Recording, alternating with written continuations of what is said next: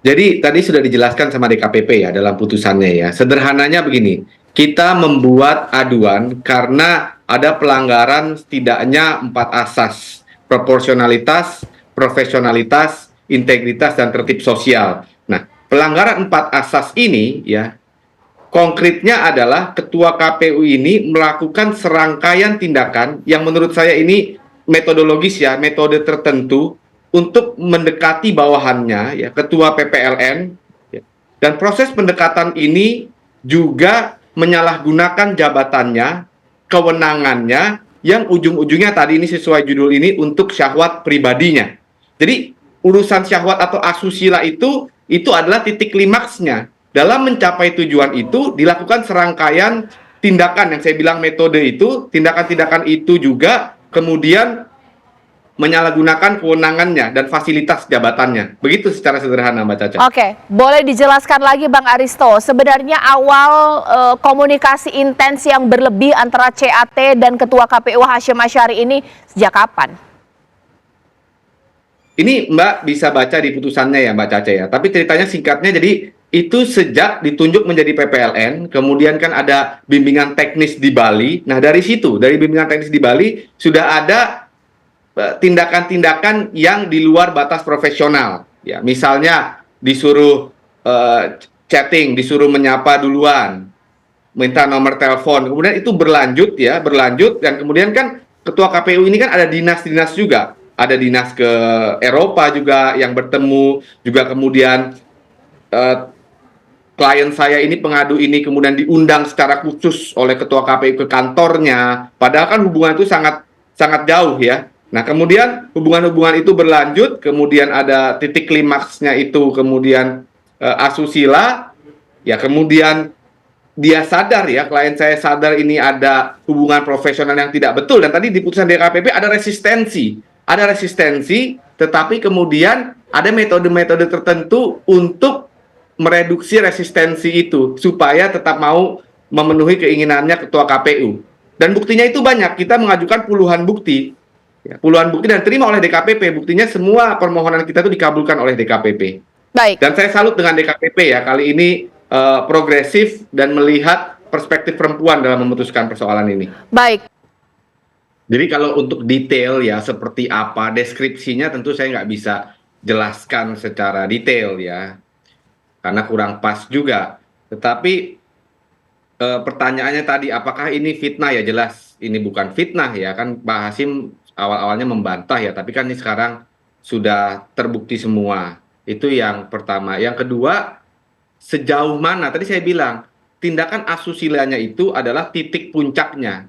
Dalam mencapai titik itu, ya persoalannya bukan hanya tindakan asusila loh. Itu betul salah satu elemen utama, tapi dalam mencapai titik itu ada penyalahgunaan fasilitas jabatan, penyalahgunaan jabatan, ya, kemudian juga penyalahgunaan kekuasaan, ya, yang itu tadi fasilitas-fasilitas KPU, yang mana semua tindakan itu melanggar 4 prinsip asas tadi, ya, asas penyelenggara pemilu tadi. Begitu Mbak Caca. Ya, Bang Aristo, atau mungkin sederhananya seperti ini, boleh dijawab, boleh juga, tapi saya harapannya dijawab. Merayu, mengancam, kalau tidak mau bertemu, kalau tidak mau menuruti keinginannya, dicopot jadi ketua PPLN, seperti itu kah sederhananya? Enggak, gini. Pertama, dia bukan ketua PPLN. Oke. Hanya bagian dari anggota PPLN. Itu jadi hierarkinya sangat jauh. Yang kedua, ancaman fisik itu tidak ada ya. Ancaman fisik memang tidak ada, tapi metode manipulasinya, informasi itu adalah lewat kata-kata, lewat verbal. Ya, lewat verbal, dan juga kan beberapa kali bertemu dalam rangka kedinasan, dan ketika dalam rangka kedinasan ini, inilah yang dimanfaatkan, itu juga yang dilihat DKPP sebagai bentuk pelanggaran etik. Begitu Mbak Caca. Sekarang saya ke Pak Arief Budiman. Pak Arief Budiman, kalau boleh diberikan waktu Pak Arief Budiman untuk memberikan tanggapan, seorang ketua KPU jabatan terhormat punya tense atau mungkin hubungan yang berlebih dengan bawahannya, menyalahgunakan kekuasaan, kita secara logika juga kok bisa? Ini bagaimana kemudian tanggapan Pak Arief? Posisi sebagai ketua KPU itu kan posisi paling puncak ya. Dia punya pasukan di 30, sekarang 38 provinsi ya. Lalu 514 kabupaten kota. Bahkan ketika hari pemungutan suara punya pasukan sampai dengan tingkat TPS.